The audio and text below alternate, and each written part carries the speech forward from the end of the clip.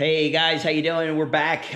It is, I think, Sunday. We're just rapid firing videos out to you guys here because at this point, I want to get this car running. It's going to take a lot of work to get there. I just have a ton of wiring, a ton of stuff left to do. When you take a step back, sometimes you take a enormous step back, and that makes things, you got to do some deconstruction before you can do some reconstruction here. So I'm here by the Cutlass.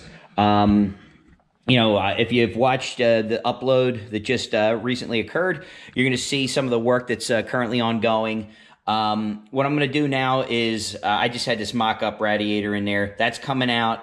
I'm pulling out the ZL1 intercooler right here, that heat exchanger. That thing's out. Going to pull the water pump off the front. And I got to get the valve covers off. We're going to start doing the cam swap. I'm not waiting. We're going to just, we're just going to get down to business. We're going to start kicking ass. I'm going to stab that thing in. I've got the cams over here.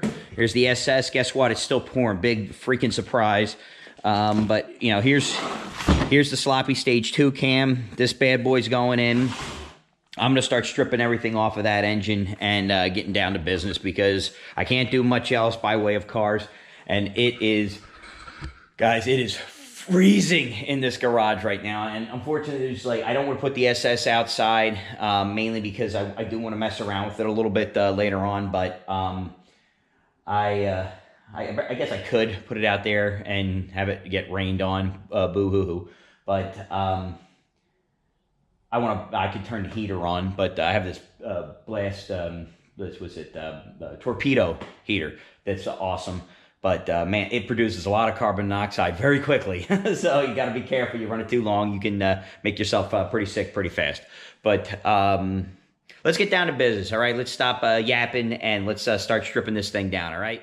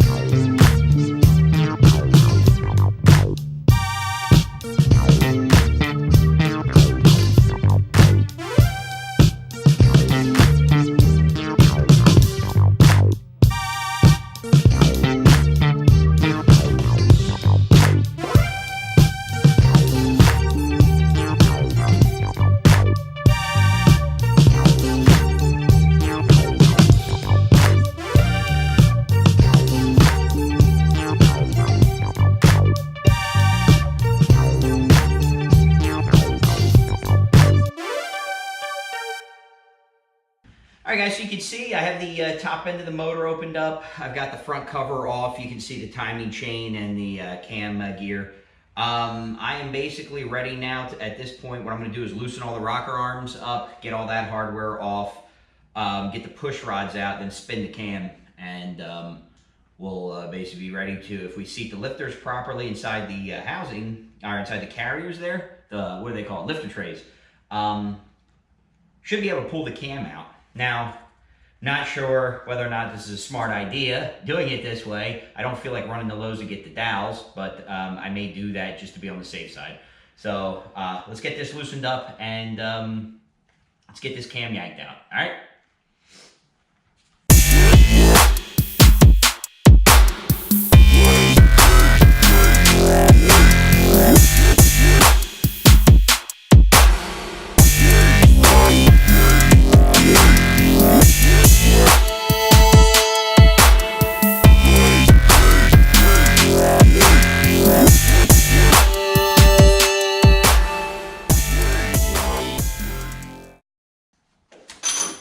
Okay, so I got a bag here.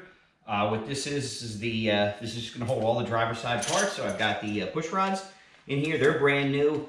Rocker arms are fairly low mileage, all in good shape. Not changing the needle bearings. I may regret that, but this side's basically done. This is now like the 4th time I've done this to this side, but hey, you know what? I'm getting good at it. Let's put it that way, you know. And I will. The heads were actually already done. They're 823s. They're about as garbage as you can get. But these heads are for the 5.3 liters. I had them ported, slightly cleaned up, and I put Brian Tooley 660 lift springs in it, and all brand new retainers and all that good stuff. So they're good to go. Let's get around the other side and get that knocked out.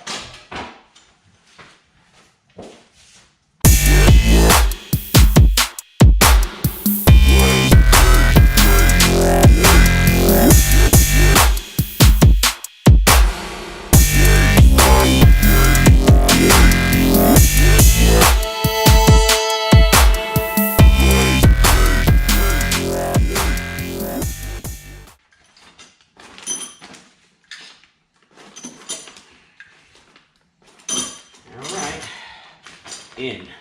Now sometimes what I do is I'll take this bag, these giant bags, and fill them up with oil just to keep the parts submerged in oil and like ready to go. But that's really more for lifters and things like that. Get this out of the way.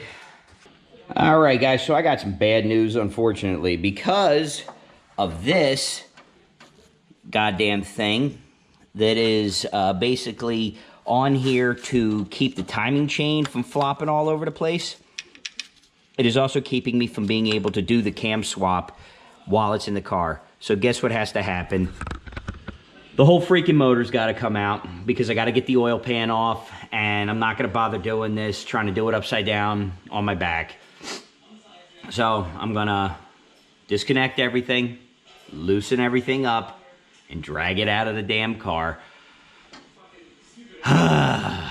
This, you know, I'm starting to hate doing this, to be honest with you, but this is the type of crap that you deal with. So I got to pull the engine because I've got a girdle on the oil pump pickup tube. So I can get to the 1 bolt. I can't get to the 2nd bolt, so I can't loosen that and pull the whole thing out. So I'm basically screwed there. So it's going to be a engine pull. So originally I thought I was going to be able to do this nice and easily. That is now out the window. So I'm going to pull everything off. You know, pull the manifold off. I'll get the starter off, get the wiring out of the way. At least it's in the car, but it's so freaking annoying now because I now have to hold the transmission up, pull off all those bolts. But I'll tell you what, it's a hell of a lot easier than doing it in the SS. So that's it for today, guys. It was a valiant effort, but out she comes. So stay tuned. We will have an update eventually. I have about 2 weeks off from work. So we will figure out how to do this as fast as humanly possible. We'll pull the engine out. We'll get it. We'll flip her. We'll get her on a stand. We'll flip her over, and we'll stab the cam in and get everything bolted back on outside the car so it's nice and pretty. We'll clean it up, send it back home, and get back down to business. So, damn. Sorry about that, guys. But back to the drawing board. We will catch you next episode. Thanks for watching, and see you soon.